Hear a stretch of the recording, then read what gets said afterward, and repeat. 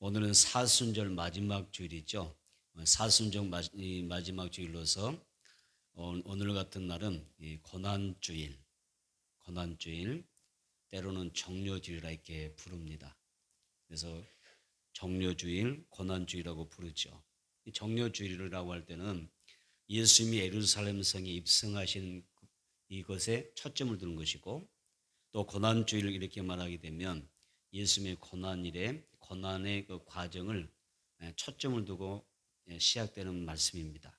오늘 본문은 정료주일에 초점을 두고 주시는 말씀이죠. 본문 13절에 보게 되면 정료나무를 가지고 많은 큰 무리가 손에 정료나무 가지를 들고서 예수님을 맞이했다라고 기록하고 있습니다. 이 내용을 보면 마치 전쟁에서 승리하고 있는 그런 승리하고 돌아오는 왕을 환영하는, 또 환호하는 그런 내용과 같습니다. 우리는 영원한 생명과 평화로 오신 예수님, 그 예수님을 정말 사랑하고 우리가 기쁨으로 모시며 살아가기를 원합니다.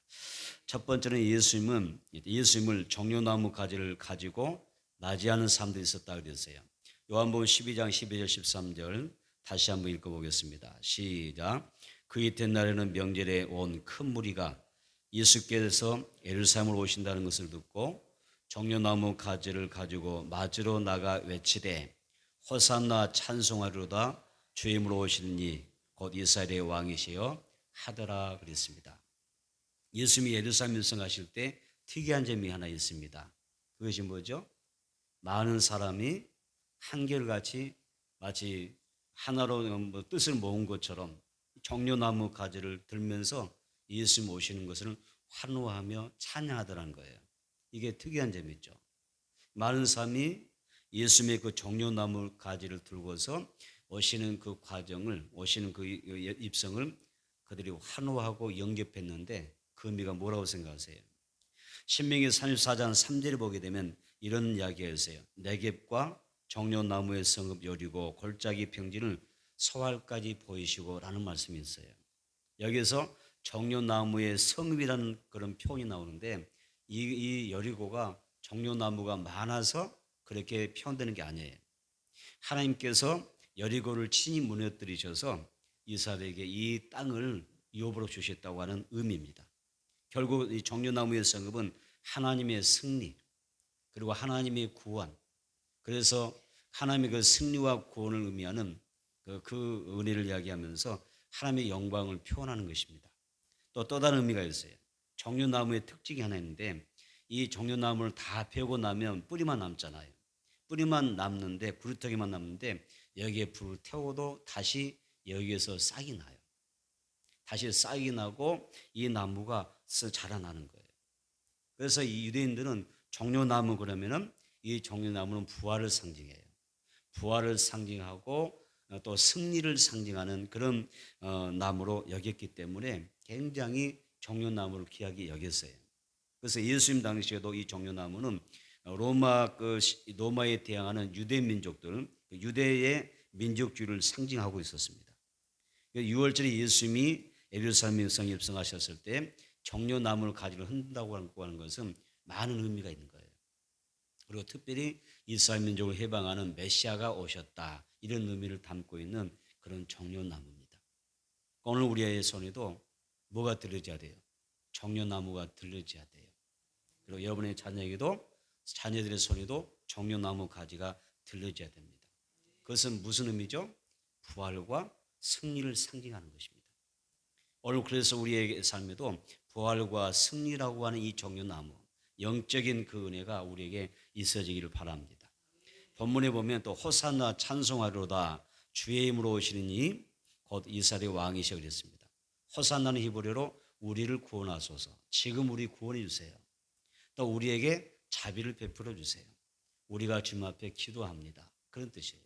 호산나. 그런 뜻을 가지고 있습니다. 그래서 사실 예수님은 인류의 왕이시고 또 이스라엘 민족의 왕이시고 우리 믿는 사람들의 왕이신 줄 믿습니다. 그 사실을 우리가 믿고 의지하는 사람들은 어떻게 해야 돼요? 목소리를 높여서 우리에게 오신 예수님을 찬양하는 것입니다. 그리고 호산나를 외쳐야 됩니다. 예수님에게 우리가 이 정료주는 호산나 찬양하잖아요. 주님, 우리를 구원해 주세요.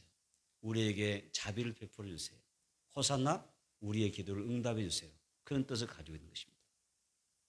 호산나 찬송하며 종로까지는 흔들었던 이유가 예수님이 내 영의 구원자라는 것, 그리고 내 삶의 구원자, 내 삶의 모든 문제로부터 구원자라고 하는 의미가 있는 것입니다. 예수님 땅에 오심은 나와 내 가족을 구원하기 위함인 줄로 믿습니다. 그래서 예수님을 믿고 죄 용서함을 받았던 그 죄인과 악인들이 구원하기 위해서, 그들을 구원하기 위해서 오셨던 그 사건을 다루고 있죠. 오늘 정료주일, 오늘은 정료주일과 고난주일이라 그러잖아요. 이 정료주일 고난주일은 이 날은 우리가 우리 손에 뭐가 들어져야 돼요? 믿음으로 영적인 나무가 들어져야 되는데 정료나무까지가 들어져야 돼요. 예수님의 부활과 승리를 외치는 우리에게 오신 그 예수님을 우리가 고백하고 또 간구하는, 축복을 구하는 삶이 되어야 됩니다. 여러분의 자녀들, 손자, 손녀들이 다 예수님을 영접하게 되고 누구보다도 하나님을 더 사랑할 수 있는 그런 은혜가 있게 되기를 축원합니다. 두 번째는 찬송받기 합당하신 예수님입니다. 왜 예수님이 찬송받기 합당하신가? 이런 점들을 이야기하고 있습니다. 스가랴 9장 9절 한번 봐볼까요? 스가랴서 9장 9절입니다. 한번 보겠습니다. 스가랴서 9장 9절 찾아서 우리 함께 읽어보도록 하겠습니다.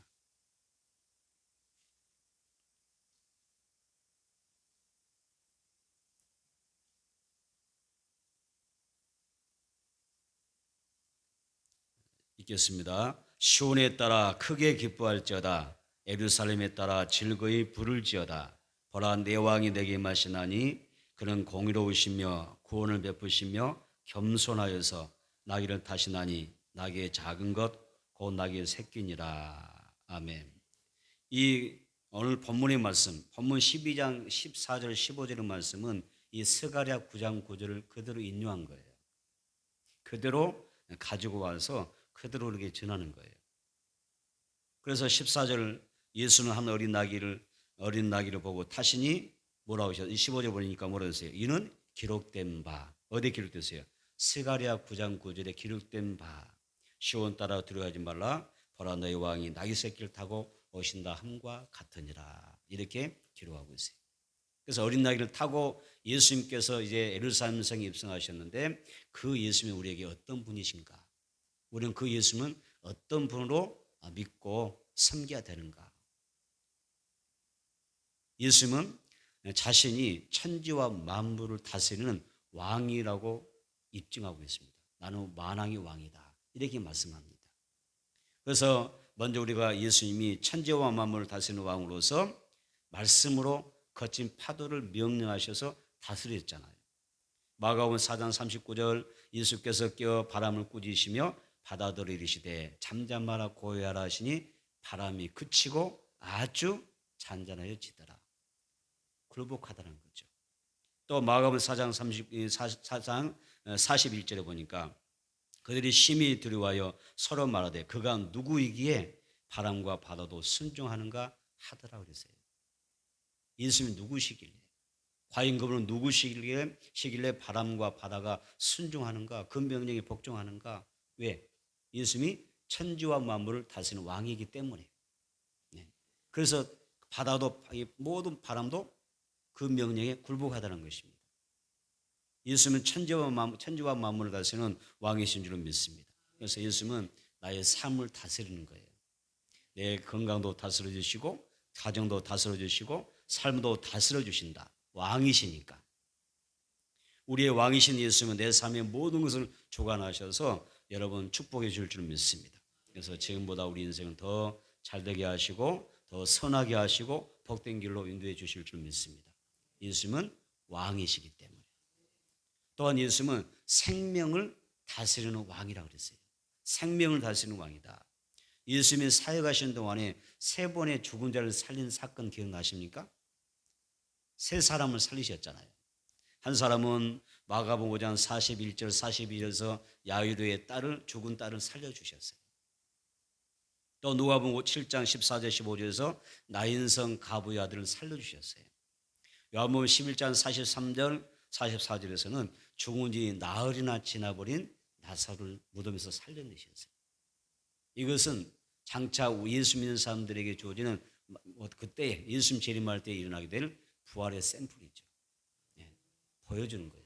봐라. 예수 믿는 사람에게는 주님이 어떻게 하신다고요? 부활의 은혜를 주시겠다는 거죠.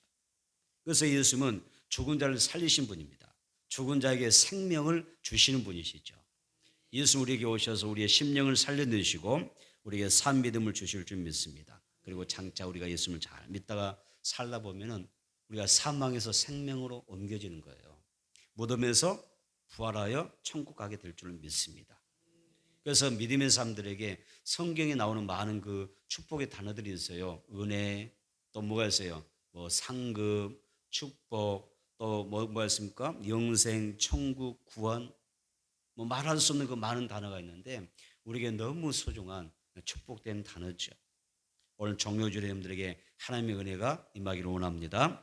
구원이 임하기를 원합니다. 축복이 임하기를 원합니다. 상급이 있기를 원합니다. 그리고 영생과 천국이 여러분들에게 보장되는 역사가 있게 되기를 축복합니다. 우리는 왜 하나님을 찬양하게 됩니까? 하나님이 세상을 창조하셨기 때문에, 또 나를 창조하셨기 때문인 줄 믿습니다. 또 하나님께서 그의 백성을 선택하시고 구원해 주셔서 그의 백성 삼아 주셨기 때문에 우리가 하나님 앞에 찬양합니다. 또 하나님께서 베푸신 그 은혜가, 그 복이 너무 크고 소중하기 때문에 찬양합니다. 그리고 하나님은 찬양받기에 합당하시기 때문에, 지금 찬양받기에 합당하시기 때문에 우리는 찬양을 합니다. 그 다음에 그래서 우리는 이 한 주간 살아갈 때에 만왕의 왕 예수님 찬양하는 그런 고난 주간에 찬양하는 주간이 되어야 된다, 이런 말씀을 드립니다. 그리고 예수님은 어떤 분이십니까? 그분은 어떤 분이시죠? 말씀을 이루는 삶을 사셨던 분입니다. 만왕의 왕이 예수님이 나귀를 타고 예루살렘 성에 입성하셨어요.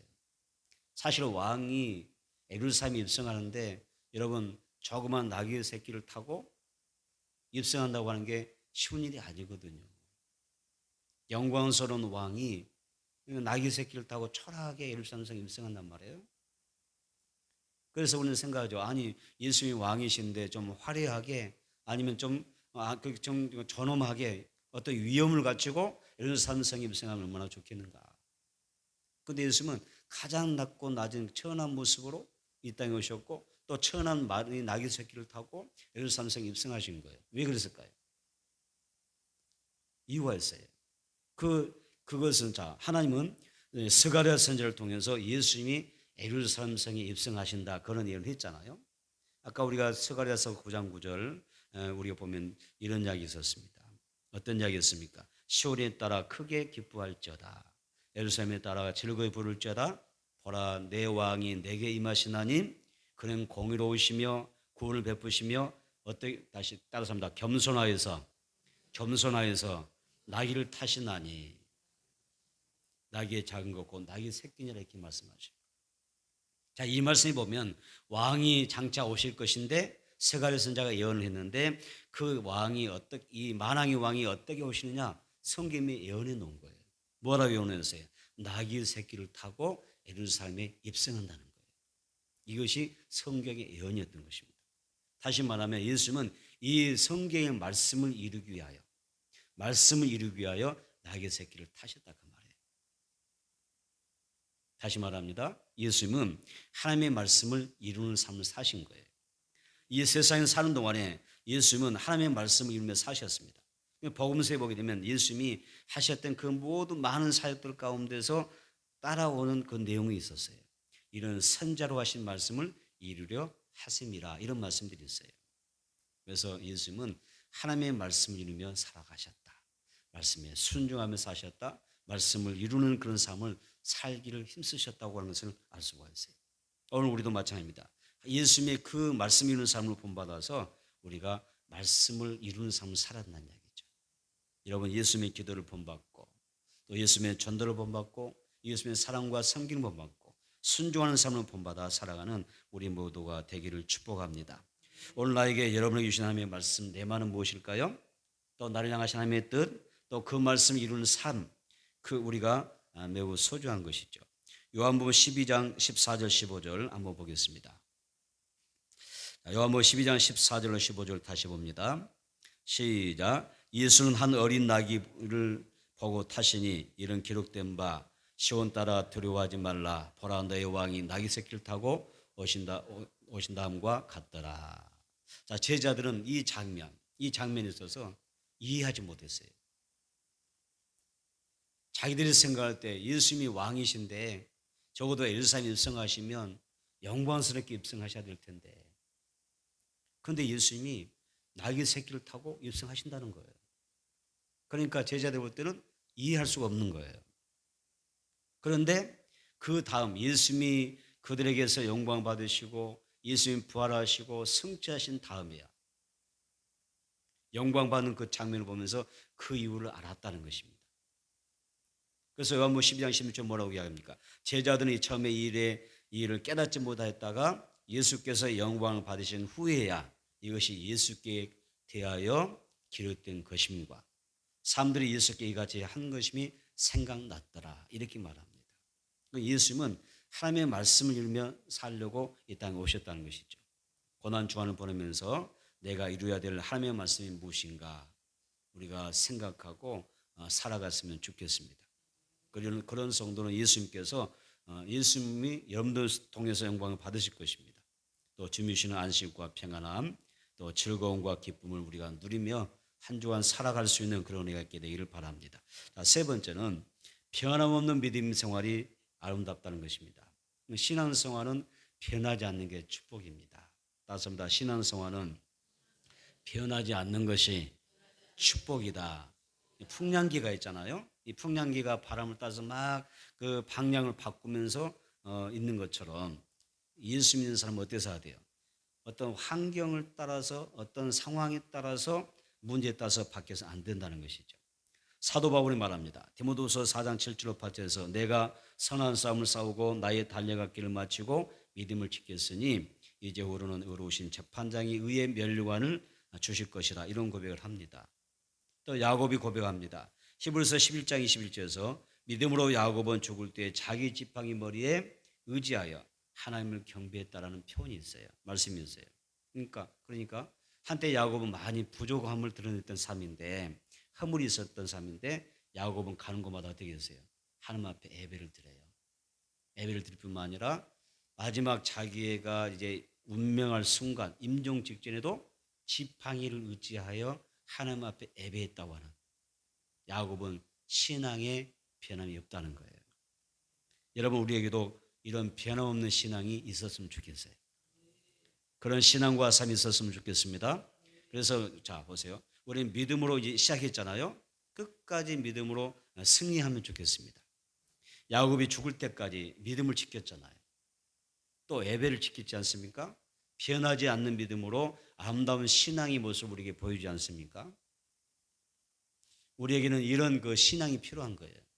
그래서 우리가 학생 때나 청년 때는 정말 뜨겁게 신앙생활했는데 또 살다 보니까 우리가 결혼 생활하고 직장 생활하다 보니까 믿음이 식어버린 경우가 많아요. 우리는 그런 믿음에서 좀 이제 벗어나서 어떻게 살아야 돼요? 끝까지 믿음을 지키면서 변함없는 그런 믿음으로 주님 앞에 나아갈 수 있는 그런 은혜가 우리 고난주간을 통해서 다시 한번 세워지는 축복 있게 되기를 바랍니다. 예수님이 유월절을 맞아 예루살렘 성에 들어가셨을 때 많은 사람들이 정련나무까지 흔든 이유가 있었죠? 왜 흔들었어요? 부활과 승리를 상징하며 흔든 거예요. 따라서 우리는 믿는 자의 부활과 승리를 믿기 때문에 변함없어야 한다는 것입니다. 본문에 보면 수많은 사람이 손에 정련나무까지 들고 예수님께 호산나 외치며 찬송합니다. 그런데 이 정련나무 가지가 있잖아요. 끝까지 흔드는 사람이 있어요. 정료줄에 수많은 무리가 예수님의 예루살렘 성에 입성하니까 정료나무까지 흔들면서 환영했잖아요. 호산나 찬양했잖아요. 그런데 이 정료나무가지를 끝까지 붙은 사람들이 있어요. 또 반대로 정료나무가지를 그때만 흔들고 많은 사람이 있었어요. 그렇기 때문에 어땠어요?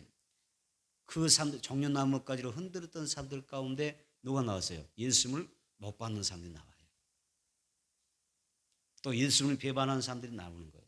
가룟 유다도 여기서 나와요. 또 주님을 배반하고 또 주님 앞에 주님을 정말 환호하고 맞이했던 사람들 가운데 배신자가 있고 변절자가 나와요. 이 사람들은 끝까지 종려나무 가지를 흔들지 못한 거예요. 그때뿐이었던 거예요. 왜 종려나무 가지가 중요하냐? 자, 이런 가운데서 종려나무 가지가 그때 이 종려주일에 한 번 흔들고 마는 게 아니에요. 이건 천국에 가서도 우리가 흔들어야 될 가지예요. 요한계시록 7장 볼까요? 요한계시록 7장 9절. 요한계시록 7장 9절 한번 봐보세요. 예루살렘 성 입성하실 때 예수님 앞에 종려나무까지 한 번 흔들고 마는 인생이 아니라 이 땅에서 평생 우리가 부활과 승리를 상징하는 이 종려나무까지 흔들어야 되고 천국에서도 뭐 해야 돼? 우리는 하나님 앞에 이 가지를 흔들어야 되는 거예요. 계시록 7장 9절 시작. 이후에 내가 보니 각 나라와 족속과 백성과 방언에서 아무도 능히 셀 수 없는 큰 무리가 나와 흰옷을 입고 손에 종려 가지를 들고 보좌과 어린 양 앞에 서서 그러세요. 여기서 몇 줄 오세요. 손에 종려 가지를 들고 보좌과 어린 양 앞에 서서 흔들더라는 거예요. 그러니까 종려주의는 종려나무 가지로 예수님을 환영하는 그 소중한 예배를 이야기하잖아요. 그 주일이잖아요. 그런데 이것이 종려주일의 예배로 우리가 끝나면 안 된다는 거죠. 영적으로 우리가 부활과 생명의 승리를 상징하는 이 종려가지를 흔드는 신앙이 되어야 한다는 것이고, 그리고 마지막 때 내가 주님 앞에 가서도 이 천국에서도 종려나무 가지를 흔드는 그런 신앙이 필요하다는 거예요. 어떤 성도는 종려나무 가지를 놓쳤다면 어떤 성도는 끝까지 변함없는 신앙으로 흰옷을 입고 성도의 흰옷을 입고 종려가지를 손에 들고 아버지와 그 아들 예수님에게 찬양과 경배를 드리더라. 천상의 예배를 이야기하고 있습니다. 여러분 끝까지 승리합시다. 끝까지 종려나무까지 붙드십시다. 그런 삶이 축복인 것이죠. 믿음이 변함없는 거예요. 변질하지 않는 믿음, 깨끗한 믿음, 영적으로 승리할 수 있는 그런 믿음 생활이 필요한 것입니다. 그래서 우리가 한번 신앙을 점검합니다. 내 기도가 변함없기를 바랍니다. 쉬지 말고 기도하라. 변함없는 기도 생활이 있기를 바랍니다. 여러분의 수고와 사랑, 헌신이 언제나 변함없기를 바랍니다. 예수님은 변함이 없거든요. 어제나 오늘이나 영원토록 동일하시고 변없는 사랑으로 우리와 함께 하시잖아요. 우리도 어떻게 살아야 돼요? 평생 예수님과 더불어 살아갈 때에 우리의 삶이 신앙이 변함없어야 돼요. 그래서 종려나무 가지를 붙들라는 이야기는 무슨 말입니까? 변함없는 신앙으로 내 믿음의 승리를 외치라는 것입니다. 끝까지 변함없는 믿음, 또 살아계신 하나님 앞에서 영원히 종려나무 가지를 흔들 수 있는 그런 성도가 되기를 축복합니다. 말씀을 정리하겠습니다. 오늘은 우리가 나귀를 타고 입성하신 예수님을 통해 은혜를 나누었습니다. 예수님은 만왕의 왕이십니다. 만왕의 왕 예수님이 그런데 겸손하여서 영광스럽게 호화롭게 등장할 수도 있겠지만은 가장 낮고 작은 천한 나귀 새끼를 타고 예루살렘 성에 입성하셨습니다. 그 이유가 한 가지였습니다. 겸손하여서 하나님의 말씀을 이루는 것입니다. 말씀 이루고자 하는 것입니다. 그래서 우리도 예수님 본받아서 겸손해야 됩니다. 겸손한 마음으로 예수님 모시고 겸손한 마음으로 하나님의 말씀을 이루며 살아가는 삶이 필요한 것입니다. 그리고 믿음으로 내 손에 종려나무까지 들고 예수님을 영접하되 이 종려나무까지를 이 땅에서 생명과 부활을 외치고 흔들고 천국에서도 주님과 함께 살아갈 수 있는 그런 은혜가 있어지게 되기를 축복합니다. 기도 생활에서도 우리 모든 신앙 생활 가운데도 항상 변함없는 믿음 생활, 승리하는 신앙 생활이 있어지기를 주의 이름으로 축복합니다.